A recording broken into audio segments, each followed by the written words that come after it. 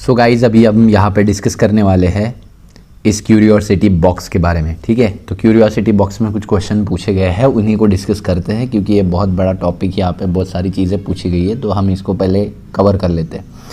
सो बात करते हैं क्यूरियोसिटी बॉक्स में सबसे पहले क्वेश्चन की, what is blood clotting and how and when it does occur. मतलब कहाँ पे होती है, कैसे होती है और क्या होती है ब्लड क्लॉटिंग। तो ब्लड क्लॉटिंग हमने देखा है, blood clotting is the process in which the liquid blood gets converted into the solid form.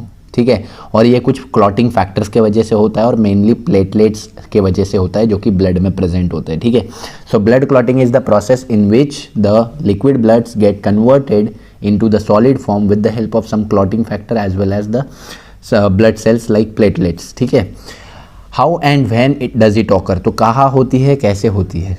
ठीक है, हाउ एंड व्हेन, कब होती है, कैसे होती है। तो ये जो प्रोसेस होती है, when ever there is a injury inside the body tissue में इंजुरी होगी या there is a injury in the blood vessel, तो ब्लड वेसल या बॉडी टिश्यू में इंजुरी होती है तो ये होता है।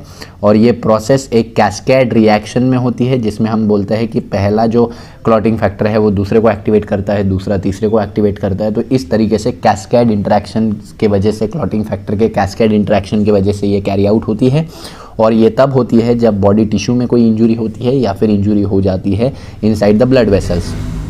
अब हम बात करते हैं नेक्स्ट क्वेश्चन के बारे में, what is immunity, name its types. तो इम्यूनिटी क्या है, हमारी बॉडी की रोग प्रतिकारक शक्ति को ही इम्यूनिटी बोला जाता है। ये होती क्या है, it is the ability of a body to fight against a foreign pathogen और एंटीजन। हमारी बॉडी की एक एबिलिटी जो कि फॉरेन पैथोजन जो डिसीज कॉज करेगा या एंटीजन जो डिसीज कॉज करेगा उसके साथ फाइट करने की उस कैपेबिलिटी को हम बोलते हैं, that is immunity. So what is immunity? The ability of organism to fight against the foreign antigen or pathogen is called as immunity. ठीक है, इसके दो टाइप्स होते हैं मेनली। एक होता है इननेट इम्यूनिटी जिसको इनबॉर्न इम्यूनिटी बोलते हैं, जो कि बाय बर्थ प्रेजेंट होती है हमारे बॉडी में। और दूसरी जो इम्यूनिटी होती है वो होती है next immunity, that is acquired immunity. ठीक है, innate immunity and acquired immunity जो बाय बर्थ प्रेजेंट नहीं होती। Acquired immunity through out the life हमें मिलती है, जैसे जैसे हमें कोई डिजीज़ होते जाते हैं या हम कोई दवाई लेते हैं या हमें कोई वैक्सीन्स दी जाती है तो ये एक्वायर्ड इम्यूनिटी में आता है जो हमें थ्रू आउट द लाइफ मिलती है। इननेट इम्यूनिटी जो बाय बर्थ होती है, ठीक है, जो हमारे बीमारियों से लड़ने में ताकत रोल प्ले करती है, इंपॉर्टेंट। तो इस तरीके से यहाँ पे immunity is the ability of an organism to fight against the foreign antigen और pathogen and its two types are the innate immunity that is inborn immunity and the acquired immunity, the immunity which will develop inside the body through the experiences of the different diseases और by vaccines और by medication. Next question की तरफ बढ़ते हैं। Next question है, why does the platelet count decreases in dengue patient. तो ये बहुत ही सिंपल सा फंडा होता है कि जब भी कोई मॉस्क्यूटो जिसमें डेंगू का वायरस होता है, मॉस्क्यूटो के बॉडी के अंदर डेंगू का वायरस होगा, वायरल डिसीज होता है ये डेंगू। तो ऐसा मॉस्क्यूटो जिसके बॉडी में डेंगू का वायरस है वो आके एक नॉर्मल पर्सन को बाइट करेगा। नॉर्मल पर्सन को बाइट करेगा तो वो बाइट के बाद डेंगू का वायरस उस मॉस्क्यूटो से अब किस में जाएगा, नॉर्मल ह्यूमन में जाएगा। ह्यूमन के वो प्लेटलेट को इन्फेक्ट करेगा, मेनली किसको इन्फेक्ट करेगा, प्लेटलेट्स को। तो जब वायरस डायरेक्टली प्लेटलेट को ही इन्फेक्ट करता है और ये प्लेटलेट इन्फेक्टेड हो जाते हैं तो ऐसे इन्फेक्टेड प्लेटलेट आगे जाके नॉर्मल प्लेटलेट को भी इन्फेक्ट करते हैं। तो ये नॉर्मल प्लेटलेट भी इन्फेक्ट होते हैं तो धीरे धीरे सारे प्लेटलेट इन्फेक्ट होके किल होने लगते हैं, ख़त्म होने लगते हैं, तो प्लेटलेट का काउंट कम हो जाता है। क्योंकि यहाँ पे हम बोल रहे हैं मेनली जो डेंगू वायरस होता है वो प्लेटलेट को ही इन्फेक्ट करता है, प्लेटलेट में ही जाके अपना नंबर बढ़ाता है, अपना कॉपी बनाता है ज़्यादा से ज़्यादा। तो प्लेटलेट एक के बाद एक प्लेटलेट्स का नंबर ही कम होते जाता है। ठीक है, तो that is how platelet number decreases during the disease that is dengue. Next, Why does our immune system fails against pathogen like trypanosoma and plasmodium? तो हमारा इम्यून सिस्टम क्यों फेल हो जाता है ऐसे पैथोजेंस के लिए जैसे होते हैं ट्रिपैनोसोमा एंड प्लाज्मोडियम। तो आपको अगर याद नहीं तो ये जो पैथोजन होते हैं trypanosoma and plasmodium, this pathogen belongs to protozoa.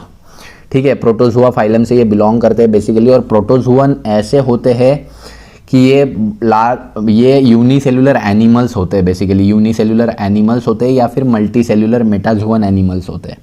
तो ये वर्म लाइक एनिमल थोड़े बड़े होते हैं नॉर्मल बैक्टीरिया या वायरस से, इसके वजह से इनको डायरेक्टली किल करना थोड़ा सा इम्पॉसिबल हो जाता है।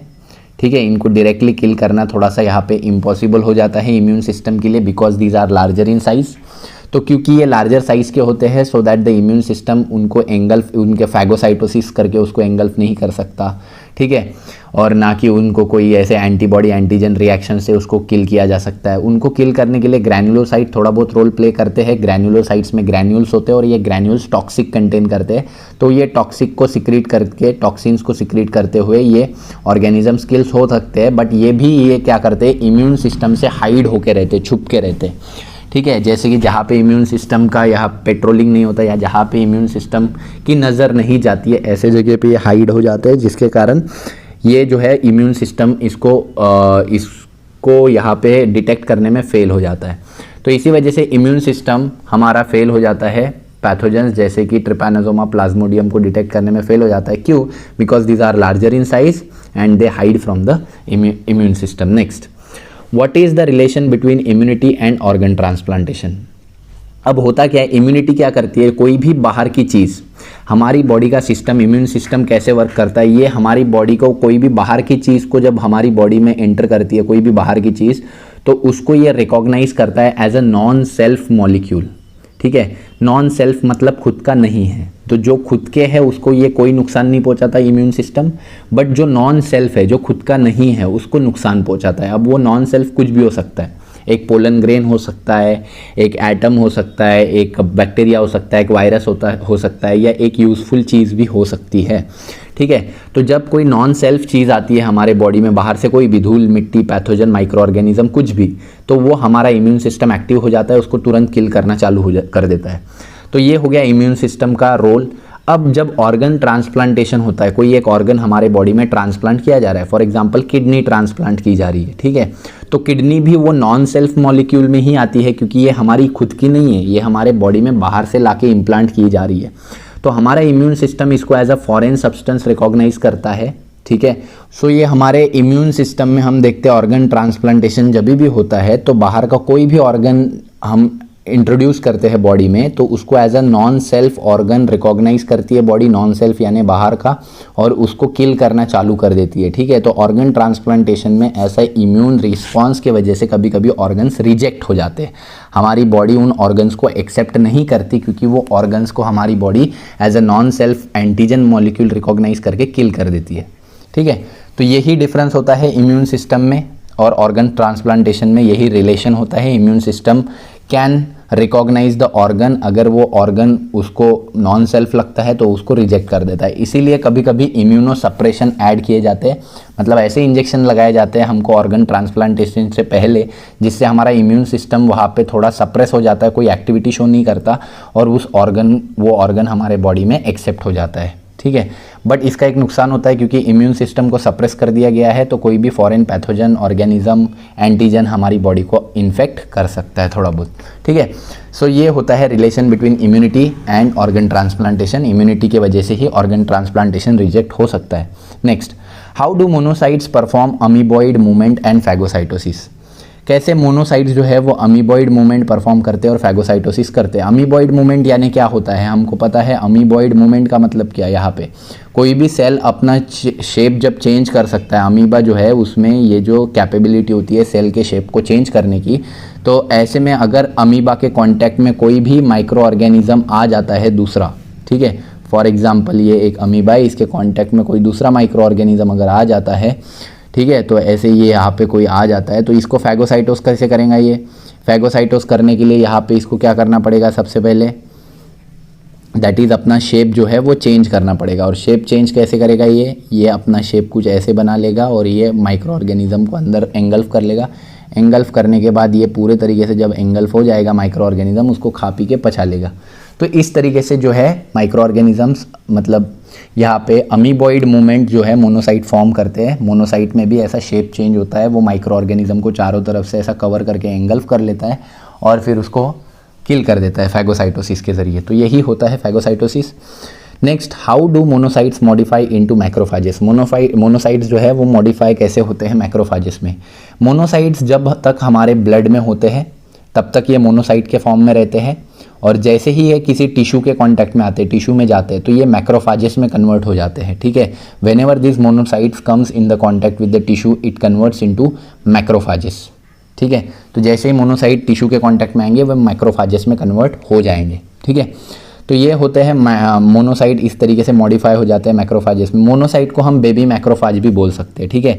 तो मैक्रोफाज और मोनोसाइट में एक डिफरेंस क्या होता है, बेसिकली क्या डिफरेंस होता है कि मैक्रोफाज जो है वो मोनोसाइट जो जनरली स्मूथ होते हैं, मोनोसाइट्स ऐसे स्मूथ होते हैं, इनमें किडनी शेप न्यूक्लियस होता है, ठीक है। मोनोसाइट स्मूथ होते हैं, इनमें किडनी शेप न्यूक्लियस होता है। लेकिन मैक्रोफाज ये इरेगुलरली शेप्ड होते हैं, इनमें ऐसे जो सूडोपोडिया यानी सूडो लेग्स होते हैं ये फॉर्म होते हैं, और इनका भी न्यूक्लियस ऐसा किडनी शेप ही होता है। बट ये आगे जाके फैगोसाइटोसिस शो करते हैं, क्योंकि इनमें ये सूडो लेग्स, सूडोपोडिया डेवलप होते हैं जैसे अमीबा में होते हैं। तो इनके कारण ये अपना शेप चेंज करके माइक्रो ऑर्गेनिज्म को फैगोसाइटोस करके किल कर सकते हैं। तो ये इनमें एबिलिटी होती है। तो यहाँ पे हमारा ये जो वीडियो लेक्चर है ये ख़त्म हो जाता है दोस्तों। आई होप वीडियो आपको पसंद आया होगा। अगर पसंद आया तो वीडियो को लाइक कर दीजिए, दोस्तों के साथ शेयर कर दीजिए। चैनल पे नए होंगे तो चैनल को सब्सक्राइब कर दीजिए। तब तक के लिए थैंक यू वेरी मच।